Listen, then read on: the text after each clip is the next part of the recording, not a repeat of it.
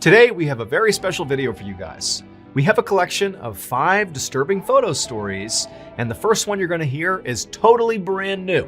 And the other 4 are fan favorites, where at the end of each of them, you'll see a very disturbing photo, and each story gets progressively more disturbing as we go. Now, even if you've seen those 4 other stories, don't worry, they've all been totally re-edited, remastered, kind of rethought through, so it'll feel like a new viewing experience. And again, also, the very first story of this video is completely brand new. But before we get into those 5 stories, if you're a fan of the strange, dark, and mysterious delivered in story format, then you've come to the right place, because that's all we do, and we upload once a week. So, if that's of interest to you, please break into the like button's house and use Rain-X to write the words "I'm watching you" on their bathroom mirror, so that every time they take a hot shower, they see the creepy message. Also, please subscribe to our channel and turn on all notifications so you don't miss any of our weekly uploads. Okay, let's get into today's stories.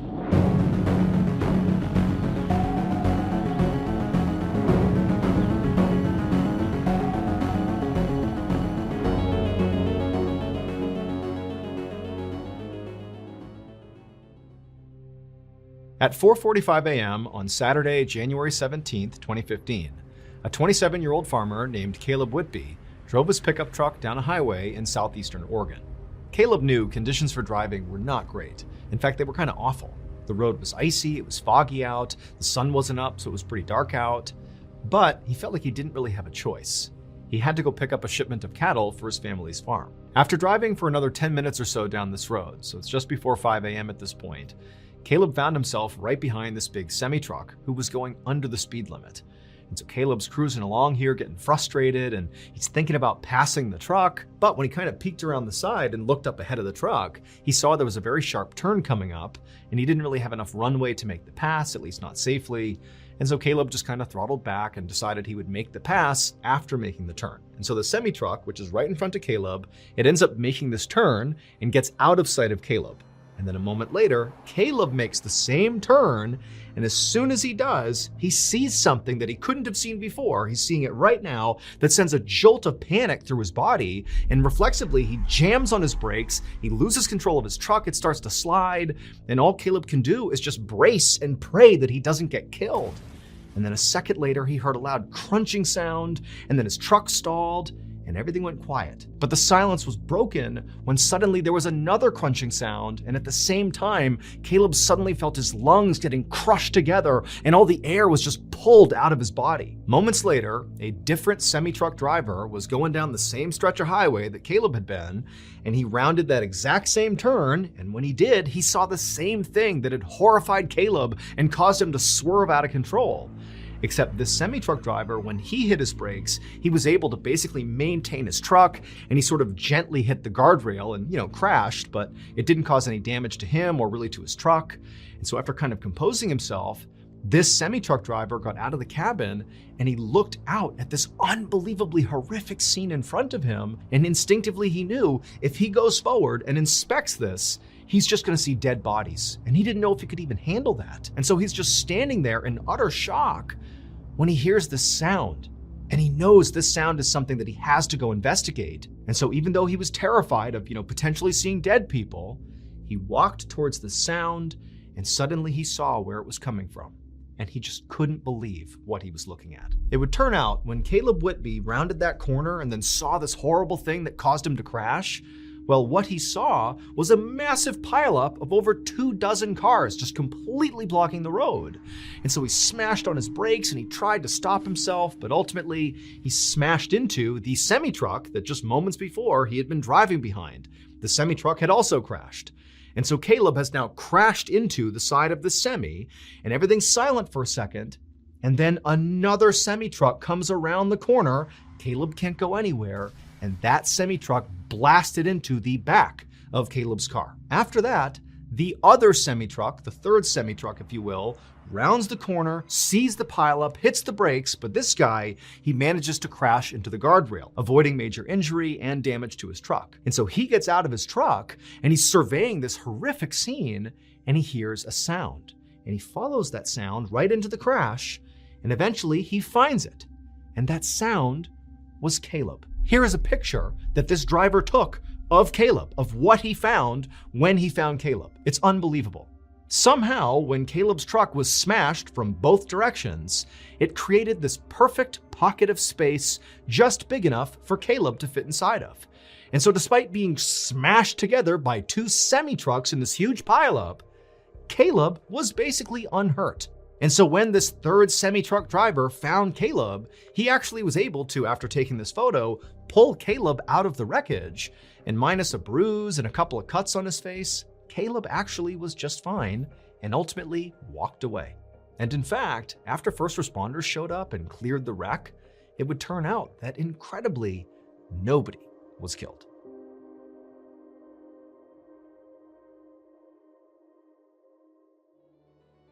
As many of you may know, aside from telling stories on this YouTube channel, I also tell stories on my flagship podcast, the Mr. Ballin Podcast, Strange, Dark, and Mysterious Stories. And in addition to that podcast, we over at Ballin Studios actually have a whole slate of other incredible strange, dark, and mysterious podcasts for you to enjoy. If you're into baffling and horrifying medical mysteries, well, check out my other podcast I host called Mr. Ballin's Medical Mysteries. Or maybe you want to hear somebody else from Ballin Studios with a far better radio voice tell you a story, like Luke LaManna. Luke has two podcasts under the Ballin Studios umbrella.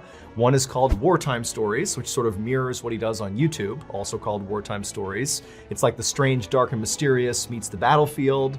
And he also has a show called Redacted. It's brand new, and it delves into government conspiracies and cover-ups. It's wild. Ballin Studios also has shows that are just pure nightmare fuel, like Bedtime Stories with host Richard Weil, who looks into cryptid encounters, supernatural deaths, the paranormal, and everything in between. It's really good. And then, of course, we have Run Fool, hosted by the iconic Rodney Barnes, who's like a true pioneer in the horror space. We were so lucky to be able to collaborate with him, and his show, which sort of delves into terrifying folklore, is just one of a kind. You gotta check it out. So if any of these shows appeal to you, make sure you go check them out by just going to any podcast platform and looking up Ballin Studios, and boom, you'll see all of our shows. Make sure you follow along and tune in each week for new episodes.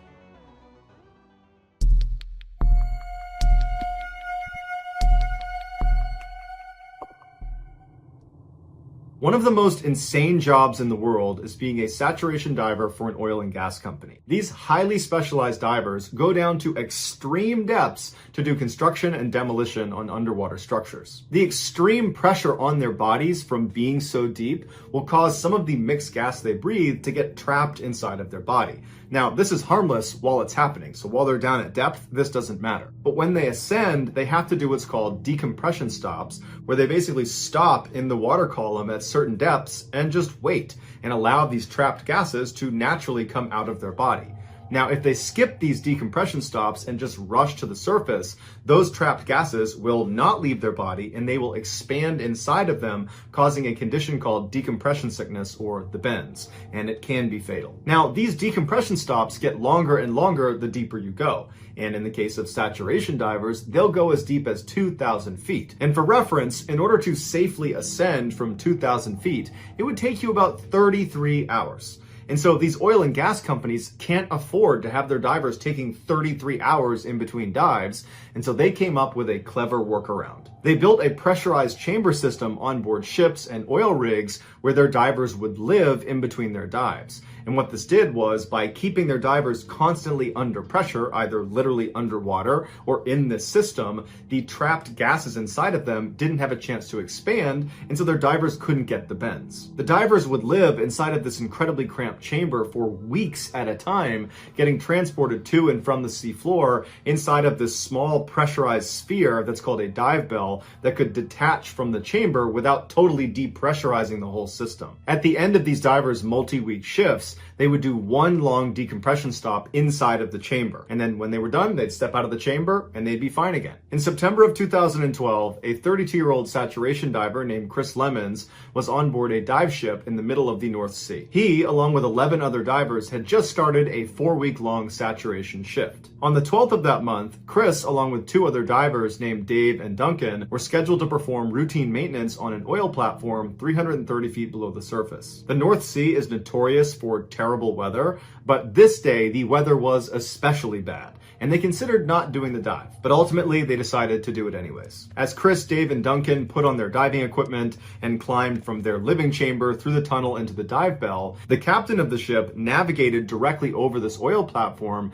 and then flipped on autopilot mode, which activated dynamic positioning. Now, dive ships rely heavily on dynamic positioning, which is really just this high-tech computer that makes sure as soon as you turn it on that the ship does not move from a particular spot in the water. So regardless of the swells and the wind, the ship stays steady. And this is really important when you have divers in the water because the dive bell is connected to the ship and the divers are connected to the dive bell. And so if the ship is moving all over the place, so is the dive bell, and so are the divers, making it impossible for the divers to do their job. Once the captain had the dynamic positioning up and running, the 3 divers sealed the door of the dive bell behind them, and then the dive bell was detached from the chamber and then lowered through a hole in the middle of the ship into the ocean. Once the bell got down to 330 feet, Chris opened up a hatch on the bottom of the dive bell that led directly into the water. Now, because the pressure inside the bell matches the pressure outside the bell, water does not come in through this hole. Duncan was the bellman for the night, so he would not be going out and doing any diving. He would be staying in the bell to support Dave and Chris.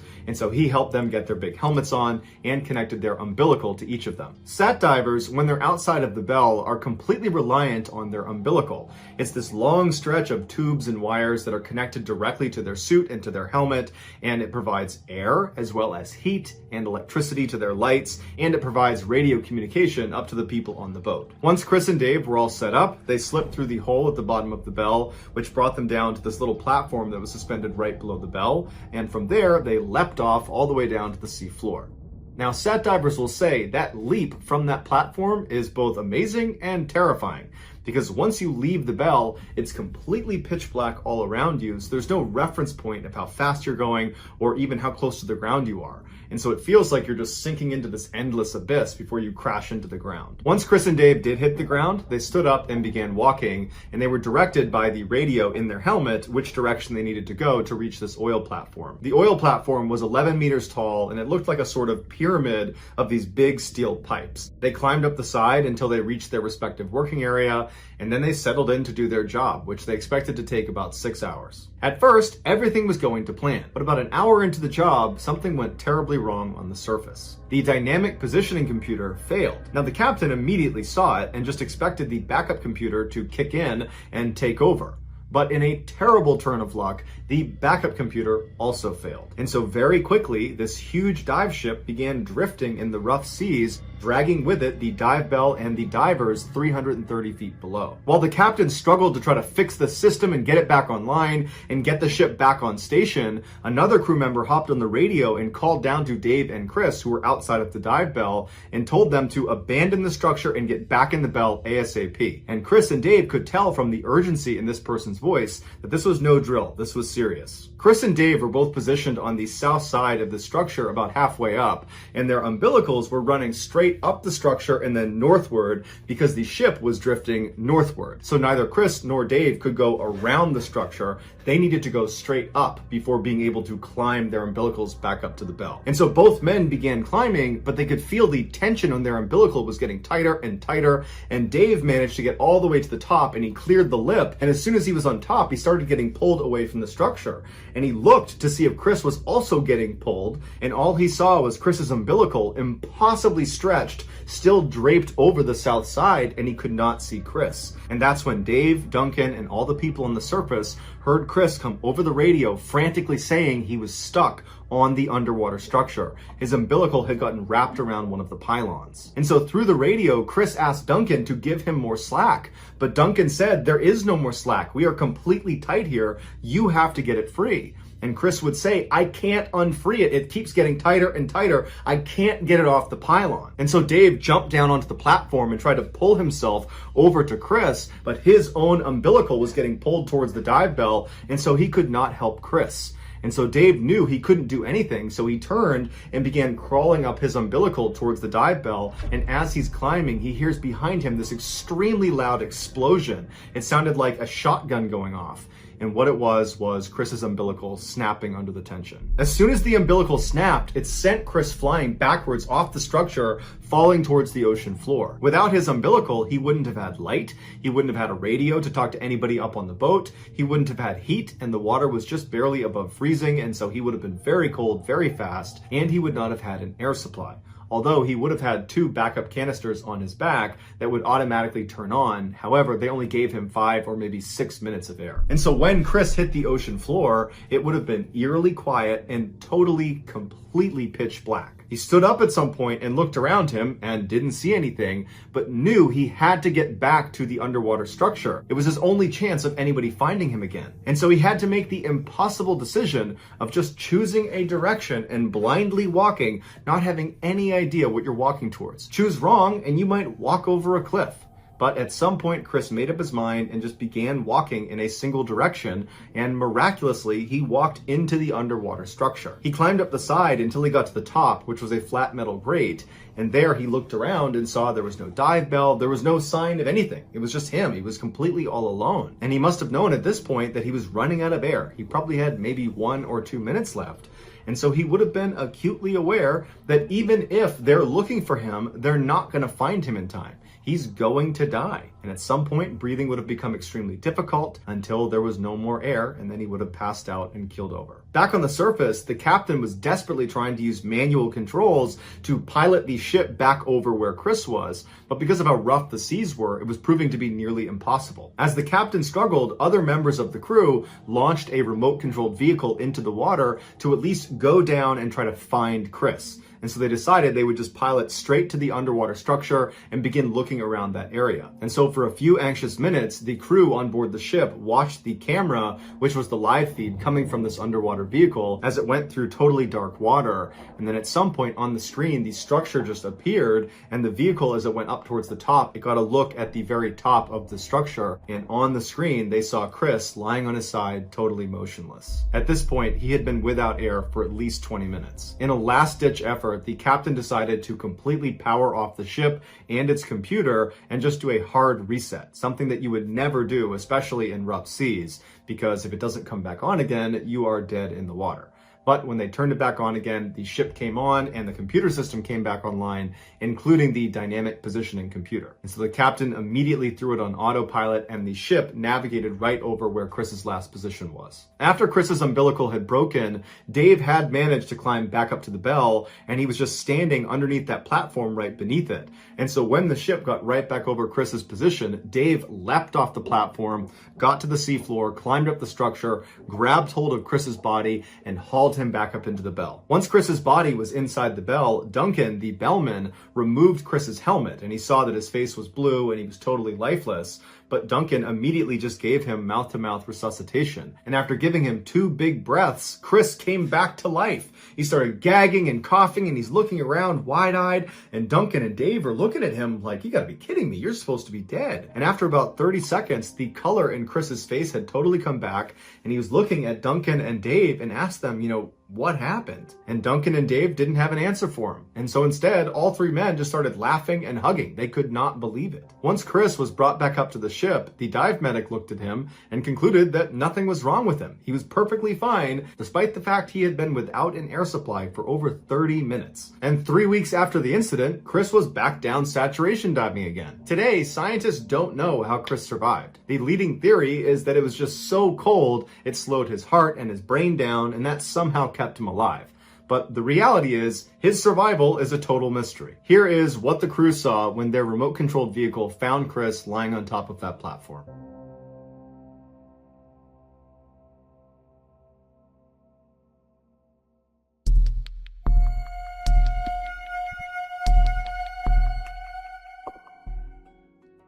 On the morning of February 25th, 2015, in a little house in the city of Cape Town in South Africa, a 17-year-old girl named Misha Solomon was packing up her homework in between bites of her breakfast. And as she did this, her mother, Lavana, walked into the kitchen with a big smile on her face, and she was holding up this beautiful red flowing dress, and immediately Misha knew what it was. Her mom had been making this dress by hand over the past couple of days. It was for a big school dance that was coming up, and she saw that it was now done. And so Misha, she put down her breakfast and her homework, and she rushed over to her mom, and she admired this gorgeous dress and thanked her mom for all the hard work and said it's absolutely perfect.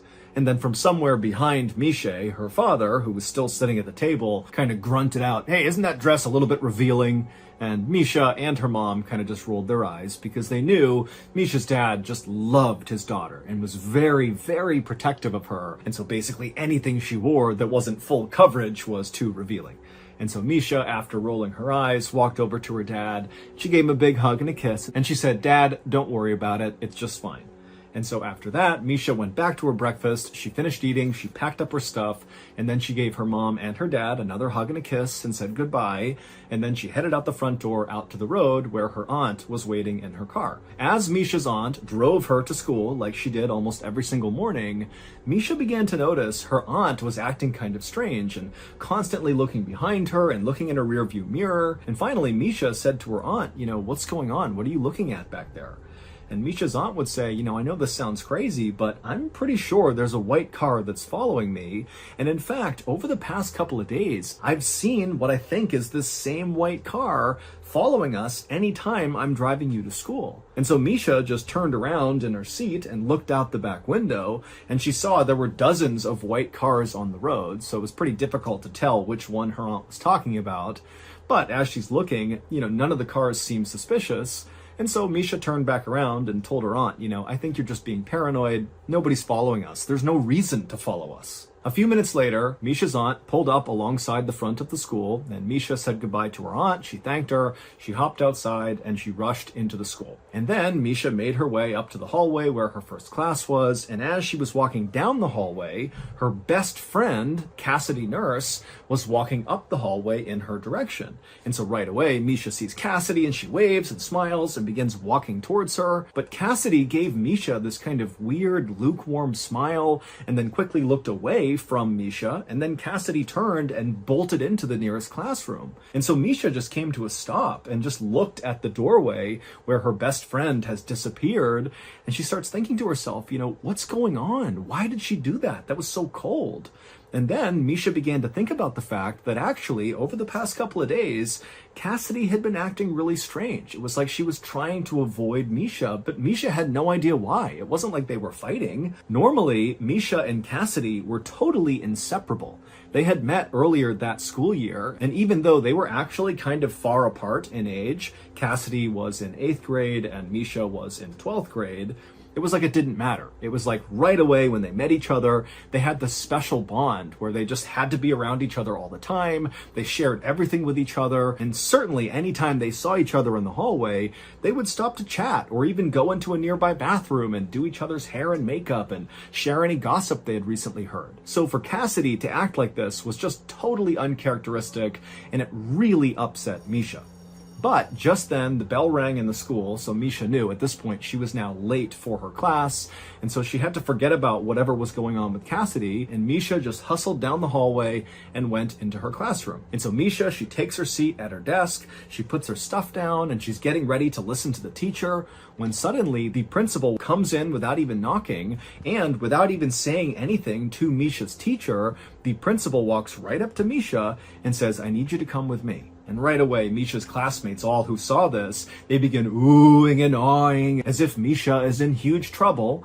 But Misha's thinking to herself, I didn't do anything. I have no idea what this is about. And so she kind of smiled like it was no big deal. She picked up her stuff and she followed the principal out into the hallway. But as Misha followed the principal down the hallway towards the principal's office, Misha's smile faded and she began to wonder, what is this about? What's going on? And then finally, they got to the principal's office. The principal opened up the door. Misha went in first, and the principal trailed behind her and shut the door behind them. When Misha looked into the principal's office, she saw there were already two people inside who she didn't recognize. It was two women who were very serious looking, who were sitting on the side of the room. And as soon as Misha walked in, the two women, without introducing themselves, just told Misha to come over and take a seat next to them. And Misha, instead of doing that, just paused and looked at the women and said, "What's going on?" And at this, the two women kind of looked at each other, and then one of the women piped up and said, "Misha, we're here because the police sent us. And they sent us because of a photo that you and your very close friend Cassidy took." But before Misha could ask any questions like, "What photo are you talking about? And really, what's going on here?" these two women would explain the whole situation to Misha. And basically what they did is they told her this long, very convoluted story that involved Misha, it involved Cassidy, it involved this photo. And by the end of this story, this explainer story, Misha had taken a seat and put her hand over her mouth in utter disbelief. And then when the women were done explaining everything, Misha had a million questions, but it was like she was so overwhelmed with what she was just told that she just continued to sit there with her hand over her mouth, totally silent. And then finally, Misha did break the silence by saying, "Can I please just call my parents?" And at this, the social workers said, "No, you can't. And in fact, the police are already at your parents' house. They're talking to your parents right now. And so you can't talk to them and you can't even go home. In fact, you have to come with us for tonight." And then the two women got up and they made their way out of the principal's office and they said, "Come on, Misha, you have to come with us." And so Misha stood up and she's totally flabbergasted. She really is like, how is this real life? And the principal at this point walked over and gave Misha a hug. And it was like suddenly the floodgates opened and Misha just began sobbing hysterically. And as she did, the social workers just stood there waiting patiently. And then as soon as it seemed like Misha was done crying, they said, "Come on, you really need to come with us." And so Misha, she let go of the principal and she followed the two women out of the school out to one of their cars. And once they got in the car, the two women explained to Misha that they were going to take her to a safe house for the night. But before they went to the safe house, they would need to make a quick pit stop at a local medical clinic. And so Misha, who at this point is not even asking questions, just said, "Okay." And so the women, they drove to the medical clinic. They were inside for just a matter of minutes. When they came back out again, they drove the rest of the way to the safe house. And when they got to the safe house, it just looked like a normal house on the outside. But on the inside, when the two women were leading Misha through and showing her where everything was, the kitchen, the bathroom, her bedroom, all Misha saw was all these other kids who were staying there who were orphaned and abandoned. And it started to give Misha a panic attack. And she asked the women again, "Can I please call my parents?" And they said, "No, you really can't." But one of the two social workers could tell that Misha, she's having a breakdown. This is the worst day of her life, very likely. And so one of the two women actually offered to Misha to come home with her and stay at her house instead of the safe house. And Misha agreed. And so that social worker and Misha, they would leave together, they would get into that woman's car, and they would drive to her house. And then the social worker told Misha that unfortunately now it was just a waiting game. They needed to wait for the police to get back in touch with them with more information. That night, as Misha lay in this woman's guest bedroom, looking up at the ceiling, wondering how the heck this had become her life, she began to think about the photo that her and Cassidy had took that had kind of started this whole horrible thing. And so Misha began to think about the day they took this picture, and all she remembered was that she and Cassidy were just kind of goofing around and smiling and making funny faces and just taking photos as they went. She certainly didn't think that one of those pictures they took would totally change her life. The following morning, when Misha woke up, the social worker brought her to their office, the social worker's office, and there they met with the other woman who had first met Misha in the principal's office, and the three of them just sat in the office, not talking much, eating chicken wings and other snacks, just literally waiting for police to call them. And finally, they would call. And when they did, one of the social workers answered the phone, and as she listened to what she was being told, she began to frown, and by the time she hung up, she was crying. The news from the police was the news Misha had been afraid of ever since sitting in the principal's office the day before and hearing this whole crazy story about her and Cassidy and this photo. The special pit stop that Misha and the social workers made at the medical clinic the day before on the way to the safe house was so that Misha could get a DNA test. And now the police were calling back with the results of the test. And what the results showed was Misha Solomon was not actually Misha Solomon. Her real name was Zephany Nurse. 17 years earlier, Zephany Nurse had been stolen out of her crib at the hospital in Cape Town, and despite a massive manhunt for her, she was never found. And so this was a huge, famous case in Cape Town, and most people assumed it would never be solved. But Misha's DNA had done just that. It proved that Misha's parents, who had loved her and raised her since she was a baby, were not actually her parents. Her mother, Lavana, was actually her kidnapper, and now she was under arrest. But even though this revelation was incredibly shocking and upsetting for Misha, it was not nearly as shocking as learning the identity of her real biological parents. The social workers took Misha from their office to the police station, where they told Misha her real biological parents were waiting to meet her. And so once they went inside the police station, Misha gripped onto the social worker's arm tightly. She was incredibly nervous, and she was led down a hallway to a door that was shut. And then finally, when Misha was ready, she pushed the door open, and her real parents, who were sitting right in front of her, they stood up and they ran towards her crying. But Misha just stood there, stunned and silent, staring at them. Because these people, they were not strangers to her. She knew them extremely well. They were the parents of her best friend in the world, Cassidy Nurse. Which meant Misha, aka Zephany Nurse, was Cassidy's sister. Months earlier, when Misha and Cassidy first met each other, the reason they hit it off so quickly, and the reason they had similar senses of humor and liked the same things, and looked so dramatically similar, is because they were literally sisters. They just didn't know it. And then one day they took a series of selfie photos of themselves, and Cassidy, she would go home and show one of those photos to her parents and say, hey, look, my best friend, Misha Solomon, look how similar we look. And when Cassidy's parents looked at Misha Solomon, they instinctively knew, that is our daughter. That is Zephany Nurse. And so they would bring this photo to the police, and the police would begin to investigate. And during this investigation, they began trailing Misha. So when Misha's aunt told Misha that she thought a white car was following her, she wasn't just being paranoid. Those were investigators following Misha around, trying to get a feel for her schedule, because they needed to approach her when she was alone in order to get a DNA sample. They were worried if they contacted Misha and tipped off what they were doing, she would tell her parents, who were actually her kidnappers, and then potentially they might take Misha and run away. And so they couldn't risk that. They had to basically follow her around and wait for an opening to get this DNA test done. And so this was also the reason why Cassidy was acting so strangely towards Misha in the few days before the truth was revealed. It's because Cassidy knew about this investigation, and the police told her, you can't tip Misha off. She will tell her parents, her kidnappers, and they might abscond with her. And so Cassidy basically felt awkward and kind of just hid from Misha for a couple of days. The woman that Misha had grown up with and called her mom for her whole life, Lavana Solomon, was ultimately convicted of kidnapping and sentenced to 10 years in prison. There has never been any evidence to suggest that Lavana's husband, so Misha's dad for her whole life, actually knew that the baby had been kidnapped, because 17 years earlier, Lavana had been pregnant with their child. But it's believed she miscarried, and Lavana did not share that with her husband. Instead, she told her husband that she had gone into labor while he was at work and delivered their child, and so that's how they had this baby, Zephany, when in reality, after Lavana had miscarried, she had at some point dressed up like a nurse, gone into the hospital, and stolen Zephany. For her part, Zephany, aka Misha, stayed in touch with both sets of parents, the fake ones and her biological ones.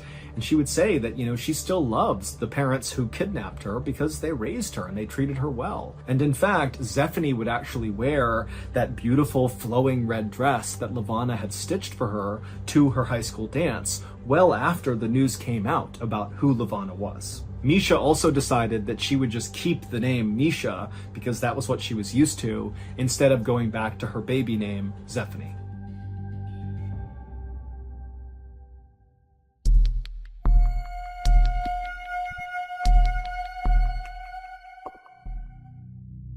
There is still some debate about what exactly happened in this story that I'm about to share with you. And so for transparency, in this video, I am going to rely on the narrative that was presented in court by the defendant.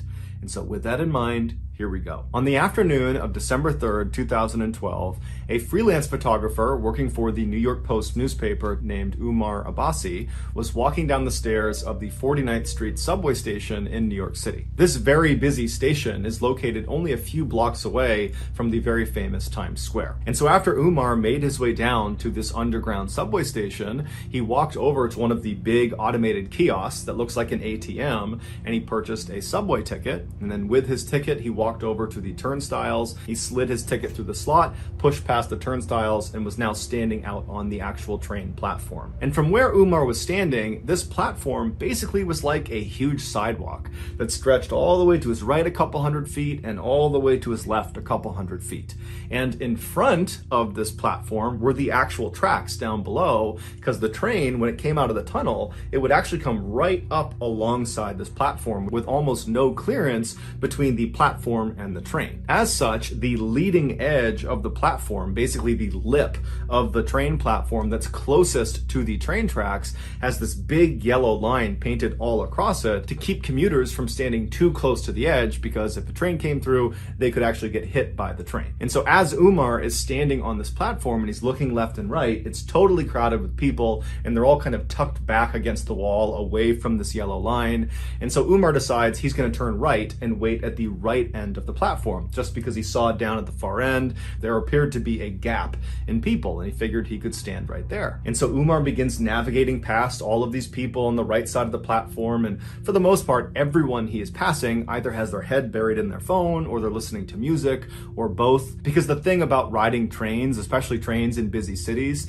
is none of the commuters want to talk to anybody else. They want to be completely left alone. And so as Umar is walking, everyone was basically doing that, but at some point he did pass two people that were engaged in a pretty heated conversation. Umar had no idea what they were arguing about, or if they were even arguing at all. He didn't know who these people were, but he took mental note of the fact that two men were kind of bickering with each other. And so he walked past them, didn't give it much of a second thought, and he arrived at a gap in the gaggle of people waiting for the train. And there he just stood well back of the yellow line, where he pulled out his camera and began clicking through the images he had taken earlier in the day at an earlier photo shoot. And so as he's clicking through these pictures, he starts to notice that those two men who had been bickering before are now straight up yelling at each other. They're screaming obscenities at each other. It's not clear who's fighting about what or who was the aggressor, but it's very obvious that at this point they're fighting. And so Umar looked away from his camera and looked left down the platform towards these two guys. And so these two guys are about 100 to 125 feet away from him.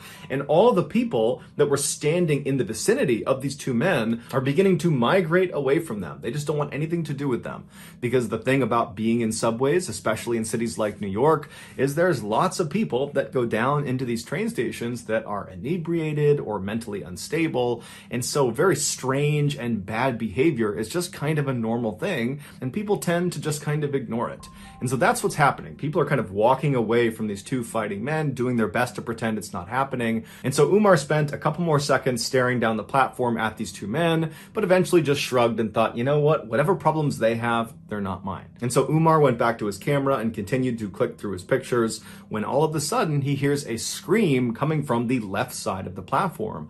But it was not a scream that sounded like it came from either of these two men. And so Umar looked up from his camera and looked left down the platform, and now he just sees chaos. It's people running away from these two men. People are running to get away from whatever is happening around them. And so Umar's thinking these men must have come to blows, and they're now fighting actively, physically with each other. But when finally the crowd kind of cleared for a second, he saw a woman pointing down at the train tracks right in front of where those two men had been standing. And so Umar looks at the woman and he follows her finger down onto the tracks, and he sees there is now a man, one of the two men who had been fighting, laying face down on the train tracks. And then, to Umar's horror, He looks up down the tunnel where the train would come out of, and he sees the headlights of the train. It is now coming into the station. And so Umar starts running down the platform to try to get to this man to pull him out of the tracks. And as he's running, he pulls out his camera and he turns the flash on and he holds the shutter down and he aims it at the train conductor to hope the flashing of his camera will alert the train conductor to put on the emergency brake and stop the train before he hits this guy down on the tracks. And so as Umar is running, trying to signal this train conductor, the man down on the tracks tries to stand up, and Umar sees he's really struggling to stand, and when he finally gets up, he turns and he grabs the edge of the platform and he tries to pull himself up and out of the tracks, but he doesn't have the strength or the coordination. And as Umar is getting closer and closer, but he's still too far away to help, he sees that this guy down on the tracks is not going to be able to get out of there before the train hits him. And so Umar finally comes to a stop and he watches as this man down on the tracks lets go of the lip of this platform and just turns and faces the train like he knows what's about to happen. And then seconds later, the train, although it did try to stop, impacted this man and killed him instantly. The man's name was Kai-Suk Han, and he was 58 years old. When the police finally showed up, they arrested the other man who Han had been fighting with. He was a 30-year-old named Naeem Davis, and Davis would actually tell police that he had been fighting with Han and he had pushed him onto the tracks, but it was in self-defense. However, that self-defense story didn't stop him from being charged with murder. While Davis sat in jail waiting for his trial, the media and the public at large had already come to the conclusion that Davis was guilty. And this was due in large part to a particular picture. As Umar was running down the platform, holding up his camera, holding the flash down, trying to flag the train conductor to get him to stop, Umar was also taking dozens and dozens of pictures. And those pictures were of Han right before he was struck by the train. And so after Umar ultimately discovered he had taken these pictures, he gave them to his employer, the New York Post newspaper, and the day after the incident, they ran on the front page a picture of Han right before he's about to be killed with the headline, "Doomed." And so once the public saw this picture, nobody could believe that Davis was anything other than a cold-blooded killer for pushing this poor innocent man onto the tracks. But as it would turn out, nearly 5 years later, when Davis did finally get his trial, he was acquitted of all charges because it turned out Han was very drunk and had picked a fight with Davis, and Davis was filmed on more than one occasion on the platform trying to get Han to leave him alone. And so finally, after Han began making death threats and then grabbed Davis's shoulder, Davis turned around and pushed him, and Han, being drunk, stumbled and fell backwards onto the tracks and then was ultimately killed. Here is the infamous photo of Han on the cover of the New York Post newspaper.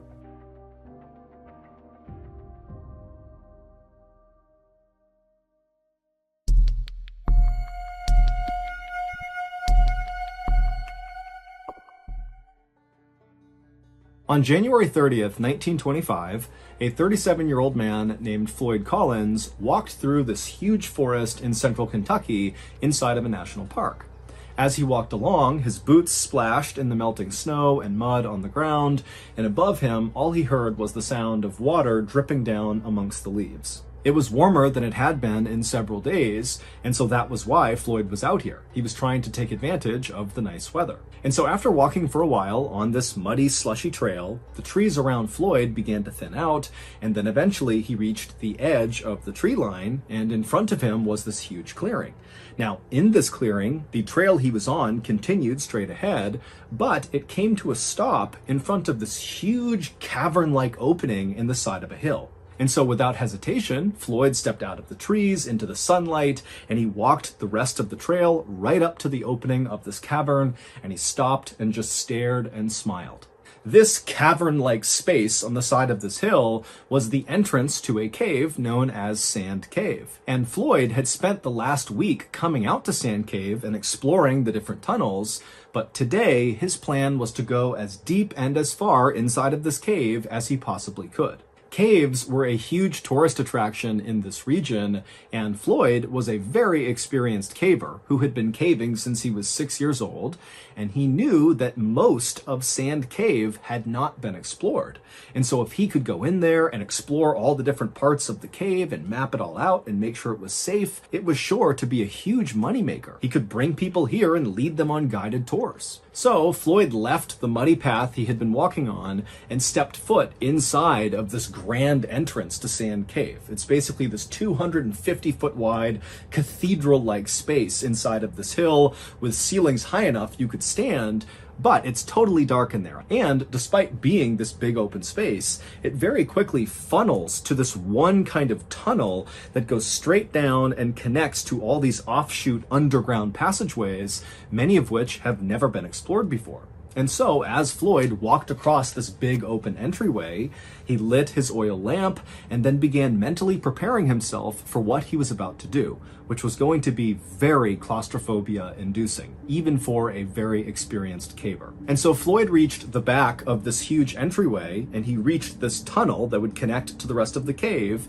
and he began walking down it. And this tunnel was not very restricting. You could stand in it, you could move around in it, but it was very short. It was 15 feet straight down at an angle, where at the bottom of those 15 feet was a square hole in the ground. And Floyd, having been here the previous week, knew that once you go through this hole, the real caving begins. Now you're going to be down on your hands and knees, wriggling your way through these very tight and restricting areas where you don't really know where you're going, because again, a lot of this stuff has never been explored before.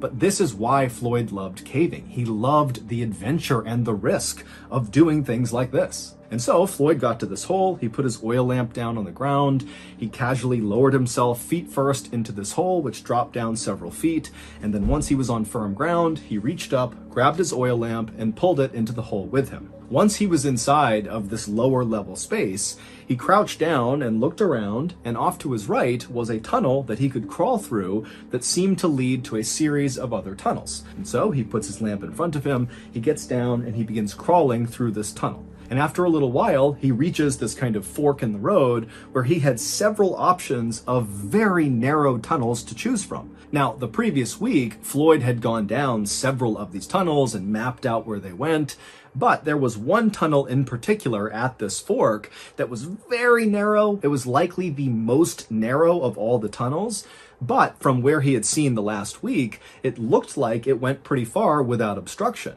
And so he immediately began going head first into this tunnel where he had no idea where it was going to go. Think about that. If you go head first into a tunnel and you get stuck, what are you going to do? You can't really go anywhere. So this guy is like totally fearless, just going head first into what most people would consider a nightmare scenario. And so the way Floyd would approach these very tight tunnels is he would put his oil lamp out in front of him, and then he'd keep his hands over his head, and he'd kind of wriggle his way head first and push his lamp along the way. And so that's what he did. He began going into this really restrictive tunnel. It's hard to breathe because the walls are so tight on his chest cavity. But as he's going, eventually the ceiling begins to slope upward just enough that he can pull himself up onto his hands and knees and kind of catch his breath. By this point, Floyd was approximately 55 feet underground. That's where this little pocket was, where he could get up on his hands and knees and breathe. And so from this position, he still could see with his lamp that this tunnel continued to snake further and further down, and his hope was that eventually it would lead to a big underground chamber that was not just big enough to go to your hands and knees on, but was big enough you could stand and walk around in, because those were the big tourist attractions. Not only because it seems like another world underground that you can fully explore and walk around in, but also, as Floyd knew from his past experience of going into other caves, a lot of times those big underground chambers are full of Native American artifacts. And again, that was a huge potential moneymaker for people like Floyd because it allowed him to advertise that this cave where tourists could go explore was full of all this rich history. And so Floyd eventually, after catching his breath in this little spot, got back down onto his stomach with his hands out in front of him, with the lamp out ahead of his fingers, and he began going deeper and deeper into this unexplored section of Sand Cave. And as he inched along, even though the ceiling remained very tight on top of him, he's totally compressed to the ground, the walls on either side of him began to expand, which meant Floyd, if he wanted to, could actually turn himself around, although he couldn't stand up. And so Floyd is making his way down this very low ceiling area when he notices his oil lamp is beginning to flicker, which means it's going to go out soon. Now, Floyd wasn't concerned about suddenly being in the darkness inside of a cave. Now, to most people, that would be terrifying, but Floyd, again, was so experienced, he was very confident that he could easily make his way out again just by touch. He didn't need the light. But he did know that trying to move around inside of a cave in the darkness was dangerous, and so he should not do that if he could avoid it. And so as much as Floyd wanted to continue and hopefully find something incredible inside of this cave, he decided he really needed to just turn around and go back to the surface and come back the next day to continue exploring. And so, because this part of the tunnel he was in was really wide, he was able to turn himself around and drag his lamp until he was facing back uphill, and then he rolled onto his back. So his head is pointing back up where he came from, and his feet are pointing in the direction that he had previously been traveling, and he's on his back. And so his oil lamp is above his head. He can move his arms side to side because, again, it's pretty wide in the area he's in, but his head is pretty restricted by the ceiling. And he began inching with his heels and pushing with his arms, moving up the tunnel on his back. And as he would move, he'd use his head and his hands to push the oil lamp back up the direction he was going. And for a little while, this system worked great. But at some point, right as he was getting close to that area where he was able to previously get on his hands and knees and catch his breath, Floyd accidentally kind of rushed and pushed his lamp too hard and knocked it over, which extinguished the light. And so suddenly, Floyd was cast into total darkness. Now, again, Floyd was not concerned or really even scared about being in darkness inside of this cave, but this was not a good scenario and he knew it. But he told himself, stay calm. He knew where he was in the cave. He just needed to get to that little pocket. He'd catch his breath, and then he'd continue his way back up, eventually reach that hole in the ceiling, that square hole. He'd climb out, make his way out of the cave, and boom, he'd be done. And so Floyd just continued to push the now extinguished oil lamp above his head, and he continued to inch with his heels and moved his arms around to keep going backwards up this tunnel. But then, right before Floyd reached that pocket inside of the tunnel where he could get onto his hands and knees, he heard the sound of falling rocks somewhere below him, kind of near his legs. Now it's pitch black, he can't see anything, and so Floyd just kind of held his breath and hoped that whatever was happening wouldn't affect him. But then he felt a shooting pain in his left leg. A 27-pound rock had broken loose from the low ceiling and landed on his left ankle. Now, at first, Floyd was actually relieved that the rock had landed only on his left leg. And in fact, his leg was actually kind of positioned in a depression on the floor of the cave. And so the rock didn't really hit his left ankle directly. It kind of like hit the ground and then leaned onto his left ankle. And his left ankle was kind of protected in the depression in the cave floor. And so Floyd's thinking, thank goodness it only landed on my ankle and not on my head or my chest, because then I'd be dead. And so, after catching his breath and kind of calming down, Floyd tensed his body and pulled his left leg as hard as he could to clear this 27-pound rock, but his foot wouldn't budge. And so Floyd thought he would just reach down and kind of dig his foot out. He'd just move the rock out of the way. But even though this cave had widened out on either side of Floyd when he had gone deeper and deeper into it, because he had retraced his steps, he was farther up the tunnel where those sides had really come in much closer to him. And so he wasn't able to actually reach down and touch the rock. The walls made it impossible. And so he wasn't able to use his hands to clear this rock. And so Floyd is pinned underground, unable to move, in absolute pitch darkness inside of a cave that's practically crushing his chest because the ceiling is so low. And he knows it's unstable. The ceiling has now fallen off, so there's a chance more rocks could come in at any time. I mean, this is like a worst case scenario for anybody who goes caving. But Floyd told himself to just stay calm. He knew this was a very bad situation, but people were certain to find out he was missing, and they knew he had gone to Sand Cave, and they would come here, they would find him, and they would rescue him. And so Floyd just decided he would wait. And for an agonizing 30 hours, remember, 30 hours of pitch blackness, trapped in a totally claustrophobic environment. 30 hours of this, no food, no water, can't go to the bathroom. He's laying there for 30 hours, and then finally, he hears a voice coming from somewhere near the entrance of this cave. And when he heard that voice, it was like the sweetest sound he had ever heard. Because not only did they represent help, but the voice was coming from Floyd's brother, Homer, who was also a very experienced caver.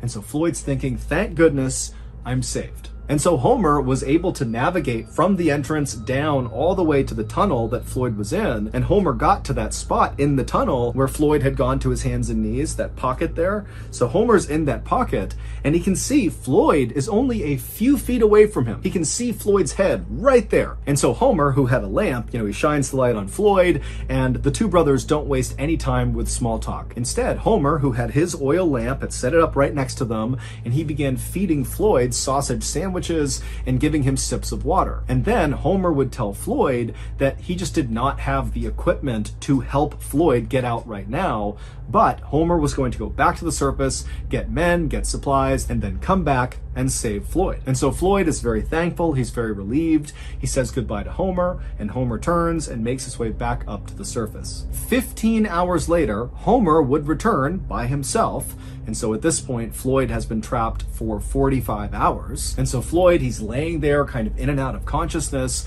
and he hears the sound of Homer calling out to him, and then he hears the sound of Homer chiseling away at some rocks. It would turn out Homer's plan to save Floyd was basically to chisel away the side of this section of tunnel that Floyd was stuck in order to be able to reach down and somehow, some way, clear the rock off of Floyd's leg and then pull Floyd up. Now, Floyd understood, of course, that this plan of chiseling away the side of this tunnel to make it wider was going to take some time, but luckily Homer had shown up with more food and water, and they chatted the whole time as Homer worked, and so Floyd was in good spirits, and Homer was very optimistic.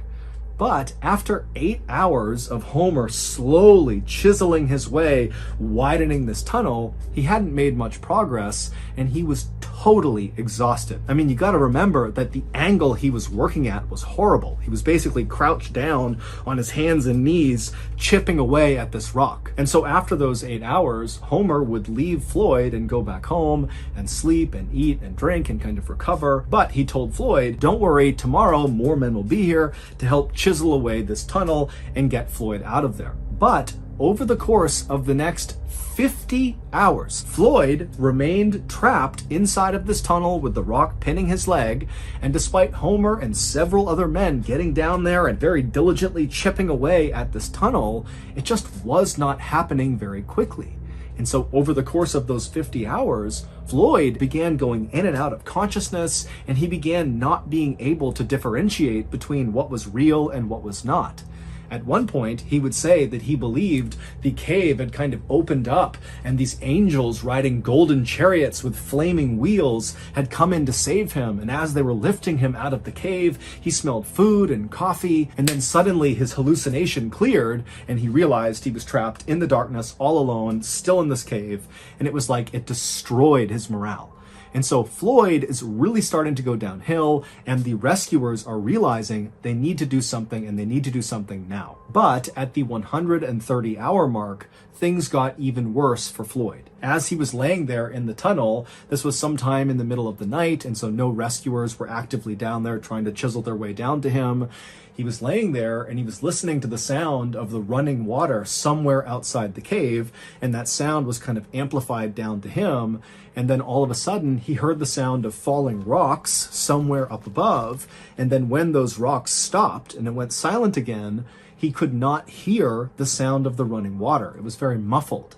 And that was when he realized that there must have been a cave-in somewhere higher up in the cave, which meant potentially there could be a significant block just to get down to him. Forget about widening this tunnel. I mean, he could be actually entombed inside of Sand Cave. And so Floyd did the only thing he could do, which was to pray. It would turn out that cave-in had indeed blocked the way for rescuers to get down to Floyd. And because of how extensive this cave-in was, the rescuers actually decided to start carving a brand new tunnel that would join up with the side of Floyd's tunnel. I mean, this is an even bigger undertaking than just chiseling the side of the tunnel that Floyd was in, which was their original plan and had taken several days. And so now they have to build this brand new tunnel to Floyd. And so finally, on February 16th, 1925, so a staggering 17 days from the time Floyd got first stuck in this cave, the rescue team finally punched through and reached Floyd. And as soon as they did, the lead rescuer looked over at Floyd, and then he paused, he turned up, and he just said, "Dead." It would turn out shortly after that cave-in, which sealed Floyd in completely inside of Sand Cave, at some point over the next couple of days, those rocks began to break free and tumble down the cave and began striking Floyd until finally one or several of those rocks hit him in the head or chest and killed him. So just imagine you are trapped. You've been there for several days. You're in total darkness. You're entombed inside of this cave. And periodically, rocks just come tumbling down and smash into you. Who knows how long it took to kill him, but that has to be one of the most agonizing ways to go ever. Shortly before that cave-in first happened, a photographer took a picture of Floyd, who at the time believed he was going to get out, and all the rescuers believed they were going to get him out. But shortly after this photo was taken, the cave-in would happen, and at that point, Floyd didn't know it, but he was doomed. Here is that photo. Floyd's body was eventually removed from Sand Cave. However, instead of being buried, because of the interest around this cave rescue that ultimately failed, there was a decision made to actually put Floyd's body on display inside of another cave. Basically, Floyd's body became a tourist attraction. And it would remain a tourist attraction for decades until finally he was removed from that cave and given a proper burial. Thank you so much for watching. Let me know in the comments what you thought of today's episode. And also remember, we have hundreds more videos for you to binge right now. But if you want a recommendation of, which video to invest your time in, well, here are two great options right here. If you want more Mr. Ballin content, click on this one. And if you want some redacted declassified mysteries with Luke LaManna, click over here. All right, until next time, see ya. Today, we have a very special bonus video for you guys. It's a collection of 10 fan favorite stories, all about horrifying final moments. Now, these 10 fan favorites have all been completely re-edited for today's episode. So even if you have heard or seen some of them, just keep in mind, this will feel like a brand new viewing experience. But before we get into today's 10 stories, if you're a fan of the strange, dark, and mysterious delivered in story format, then you've come to the right place because that's all we do, and we upload once a week. So if that's of interest to you, please ask the like button if you can quickly make a phone call on their phone. And when they hand it over, don't make a phone call and instead just permanently delete all their photos and videos. Also, please subscribe to our channel and turn on all notifications so you don't miss any of our weekly uploads. Okay, let's get into today's 10 stories.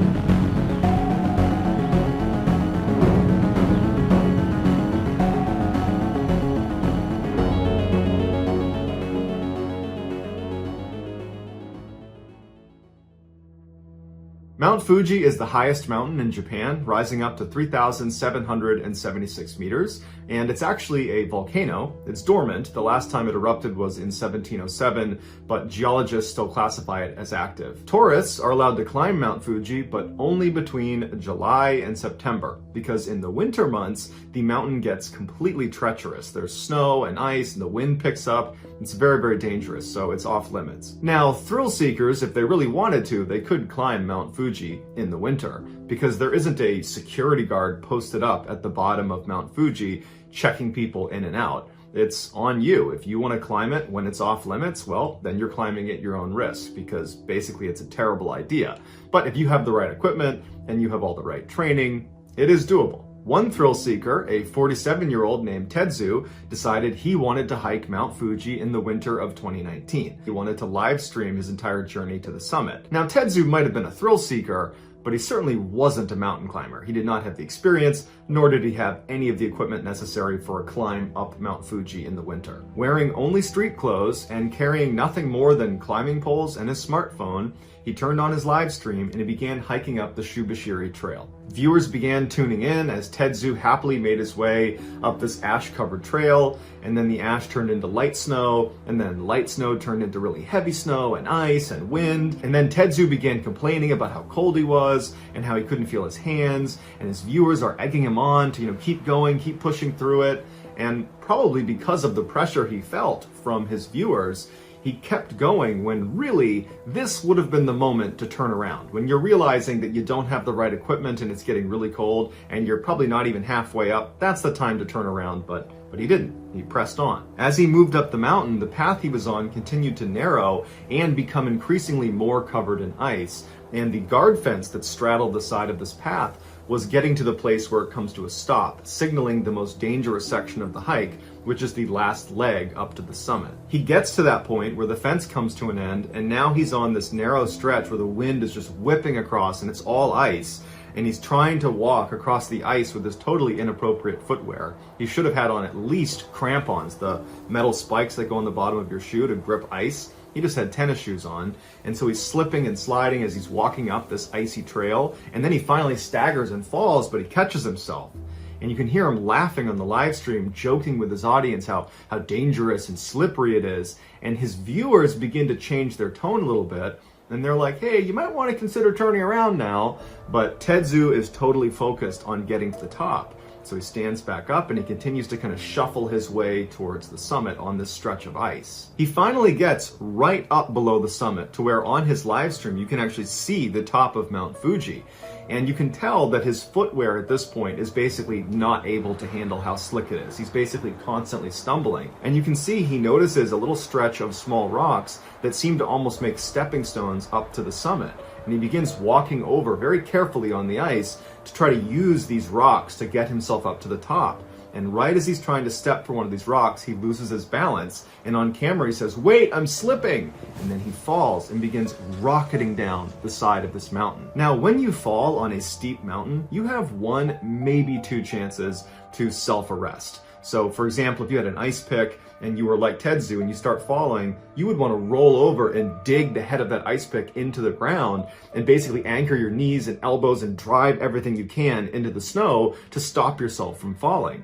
And so if you can't do that in one or two attempts, your momentum will pick up and you'll be going too fast and you won't be able to stop yourself. And then you just gotta hope you survive the fall. Tetsu did not have an ice pick or any other tool to help him self-arrest, and he didn't have the training for what to do in a situation like this, so he didn't even attempt to roll over and dig his elbows or knees into the ground to try to slow down. So he just goes flying down the mountain, he's on his back, he's not slowing down, and he knows he's doomed. And he says on camera, well, it can't be helped, before he flies over the edge and falls hundreds of meters down to his death. His viewers who watched this happen alerted authorities, who found his body the next day over 1,000 meters away from where he had first fallen. Unfortunately, every year there is a handful of people that attempt to climb Mount Fuji in the winter, and they meet the same fate.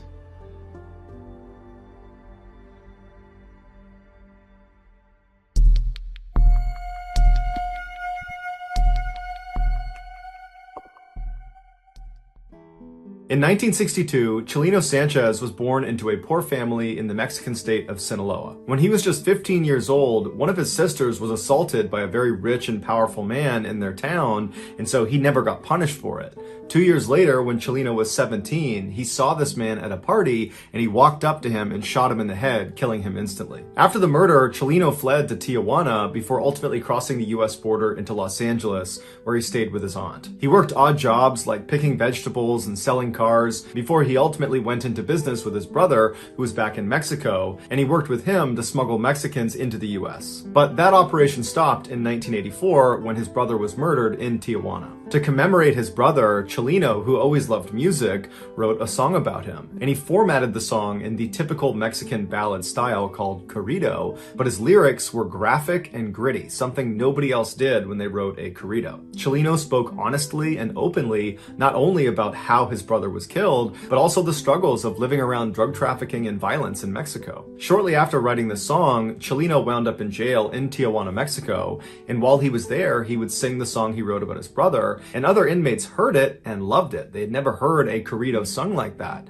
And so they asked Chelino if he would write songs about them and their exploits. Soon, Chelino was being commissioned by all these inmates in this prison to write their songs in exchange for money and for favors. When Chelino got out of prison, his unique songwriting abilities had spread beyond the prison walls to other criminals and drug traffickers and kingpins in Mexico, and before long, Chelino was being approached by those people to write their songs. His corridos pioneered a new subgenre of music called narco corrido for their ties to the narcotics industry. Some people today compare the style and lyrics of the narco corrido to gangster rap. By 1987, Chelino's music was not just being shared amongst his paying clients. It had spread into Los Angeles and all over Mexico and was becoming very popular, even though it wasn't being played on the radio because radios thought his lyrics were too graphic. And so it was spreading largely because of word of mouth and because Chelino himself would go to car washes and street corners and he would sell his cassettes to anybody who would take them. By 1991, Chelino was so famous that he actually went on tour, and everywhere he went, the venue would be completely sold out. But given what his narco corridos were about, largely about drug trafficking and the people that are involved in that ecosystem, the people that would actually come to his performances were often rough and dangerous people, or were at least tied to rough and dangerous people. In 1992, when Chelino was performing in California, while he was on stage, this 33-year-old guy rushed onto stage with him and drew a gun on him, and Chelino, who was always carrying a weapon himself, drew his pistol and fired at this guy first, and then what ensued was this crazy gunfight on stage, practically point blank, between Chelino and this guy, and they both managed to shoot each other. Chelino got shot in the lung, and this guy got shot in the mouth. They would both survive, but 8 audience members also got shot, and one of them actually died. This made international headlines, and by all accounts, should have devastated Chelino's career. But in fact, it had the opposite effect. It made him 10 times more famous because Chelino, he was representing narco corrido music. And so in being the face of that, he kind of represented drug trafficking and criminals and outlaws all over Mexico and in the United States. And so he was kind of representing a very tough group of people. And so for him to have stood his ground on stage and shot first at this guy coming to attack him, it made him look brave. It made him look like a warrior. It validated him as the right person to be the face of narco corridos. But Chelino also understood that this probably was not the last time that someone was going to try to hurt him. That in virtue of being the face of narco culture, there's bound to be people that are very violent that don't like him, and they might come after him too. And so he actually told his inner circle that he thought his days were numbered, that at some point someone was going to kill him. 4 months after the shootout, Chelino was back home in Sinaloa, Mexico, performing at a concert that his friends had told him he shouldn't do because he had lots of enemies in his hometown. But Chelino really wanted to do it. He got into the venue, he got on stage, his band was getting ready,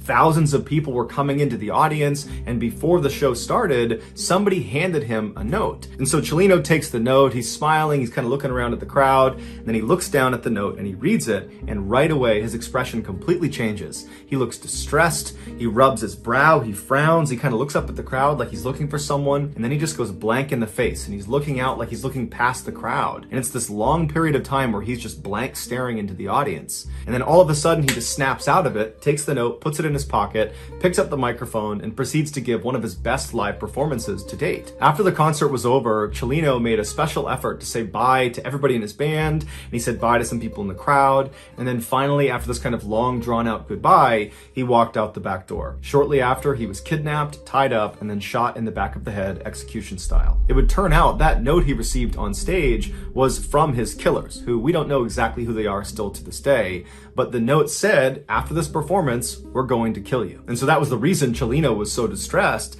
because whoever it was, he obviously understood it was a credible threat. But instead of panicking, he just decided he would give an amazing performance and then face his destiny. And so when he went outside, he knew he was going to get murdered, and he did.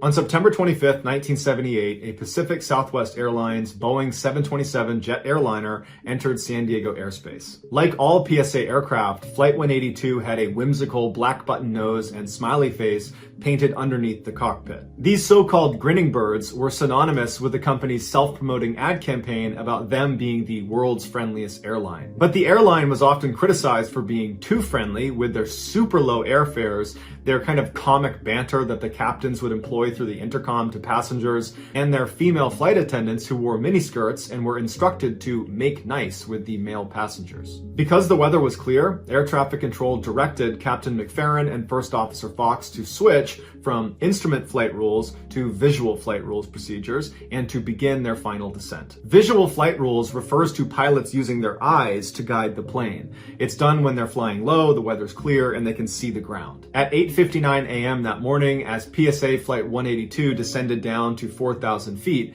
air traffic control advised them of a Cessna, which is a small plane, that was ascending in their direction. Fox responded that they saw the Cessna, and so air traffic control came back and said to maintain visual separation. Maintain visual separation meant that despite ground radar-based controllers who could provide vertical and lateral separation criteria, the burden for maintaining separation fell solely on Captain McFerrin and his crew. In layman's terms, air traffic control was telling them, don't lose sight of the Cessna. Inside the Cessna was a flight instructor named Martin Casey and his student, who was a United States Marine named David Boswell. As this little plane ascended, air traffic control informed them that PSA 182, who was right in front of them and slightly above them, they were on their descent. However, they had the Cessna in sight. As a result, the men inside of the Cessna did not take it upon themselves to actively begin looking for this jet. They assumed the pilots of PSA 182, who had them in sight, would avoid them. Back in PSA 182, there seemed to be some confusion in the cockpit. The two pilots were debating whether the Cessna they were watching fly lower than them, past them on the right, was the same Cessna that air traffic control had told them about. And at some point they agreed, yep, that's got to be the same Cessna. And so they called in to air traffic control that it looks like the Cessna has passed us. They've flown past us on the right. Immediately after this transmission, the black box recorded the two pilots talking to each other, basically trying to convince the other that yes, that was definitely the right Cessna. But after a couple of minutes of reassuring themselves, one of them says, boy, I hope that was the right Cessna. According to later testimony by the air traffic controller who was in communication with the pilots of PSA 182 as they were on their final descent, he would say when Captain McFerrin came over and said the Cessna has passed him on the right, he believed him and he didn't think to check to make sure it was the right one. But in reality, the Cessna that McFerrin and Fox had seen was the wrong one. The real Cessna they were supposed to maintain visual separation with, the one containing Casey and Boswell, was still ascending in the direct flight path of PSA 182, except now this Cessna is in 182's blind spot below their nose, so they literally can't see each other. At 9:01 that morning, air traffic control got an alarm that PSA 182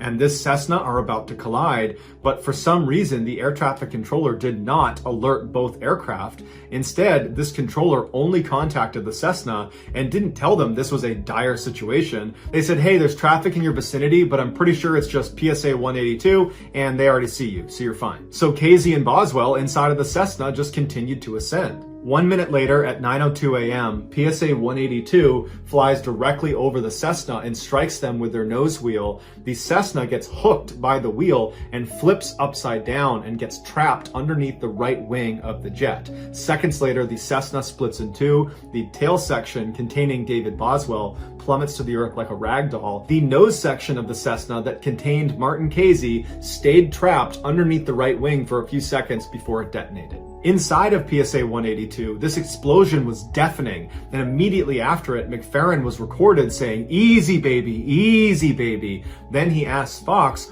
"What's the damage?" And Fox says, "It's bad, man, we're hit." Despite trying to keep the plane flying level, it lurched forward into an unrecoverable nosedive, and McFerrin, knowing they were doomed, calmly calls out to air traffic control and says, "We're going down." Air traffic responded, "Okay, we'll have the equipment ready for you." Then the black box recorded the sound of a stall warning inside the cockpit, and as the aircraft streaked at over 300 miles per hour straight towards the ground, McFerrin's last known transmission to air traffic was, "This is it, baby." Seconds before impact, McFerrin gave his final command over the intercom, which was, "Brace yourselves." And then right before the black box cut out, someone in the cabin yelled, "I love you, Mom." At 9:03 a.m., PSA 182 slammed nose first into the ground just outside of downtown San Diego in an area called North Park. The resulting explosion of thousands of gallons of jet fuel sent a shockwave that was registered 2 miles away. Almost immediately, firefighters were rushing towards the rising mushroom cloud of black, oily smoke, and many of the first responders that arrived at the crash site in those first few hours were deeply disturbed at what they saw. The bodies that had not been destroyed in the explosion had gotten trapped up in the trees. All told, 144 people were killed in this accident. 135 were from PSA 182, 2 were from the Cessna, and 7 were just unlucky people that were standing on the ground in North Park. Following a 1-year investigation into the mid-air collision, it was determined that the flight crew of PSA 182 was found to be primarily responsible because there was that moment that was picked up in the black box where the 2 pilots were unsure if the Cessna that passed them was the right one, but instead of calling that into air traffic control and getting confirmation, they blew it off. The morning of the crash, a San Diego photographer was at a press event when he heard the explosion overhead, which was 182 colliding with the Cessna, and he began taking pictures, and he captured these now 2 infamous photos of PSA 182 seconds before they hit the ground.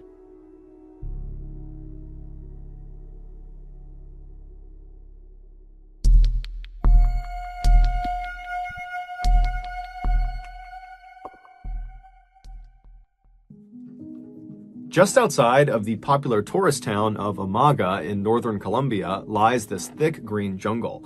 And if you know where to look, there is actually a walking path that leads you from Amaga deep into this jungle. And if you keep going, it will bring you all the way to this terrifying, enormous old railroad bridge that spans this huge ravine. Now, this bridge is no longer used by trains. It's been decommissioned. However, since its decommissioning, there's actually been, ironically, more traffic on this bridge, although it is the foot traffic variety. People come out to this bridge to go bungee jumping. Bungee jumping is a thrill-seeking activity where people will leap off of high places, like this bridge, and they'll jump with an elastic rope tied to their ankles. And so this rope has been very carefully measured so that when it is fully stretched all the way out, it ensures whoever has jumped will still not impact the ground. Back in early July of 2021, a 25-year-old Colombian lawyer named Yesenia Gomez, who lived about an hour north of Amaga in the larger city of Medellin, she told her boyfriend that she wanted to go bungee jumping. This was something Yesenia had talked about for a long time, wanting to go bungee jumping, but every time it became a real thing and they were actually going to go do it, she would back down because she was just too scared. But for whatever reason, in July of 2021, Yesenia had the confidence and the courage to actually see this thing through. And so her boyfriend, when he heard how serious she was, he capitalized on the opportunity because he had never bungee jumped before and he really wanted to, but he couldn't without his girlfriend. And so now it seemed like she was serious. And so right away, he called the Amaga bungee jumping company to book a slot for he and Yesenia to jump off of their bridge. So on the day they were supposed to jump, which was Sunday, July 18th, Yesenia and her boyfriend hopped in their car and they drove an hour south to Amaga. And when they got there, they found the walking trail and they made their way out to this bridge. And when they get out to this bridge, they are amazed at the number of people who were already in line on this bridge waiting to jump off of it.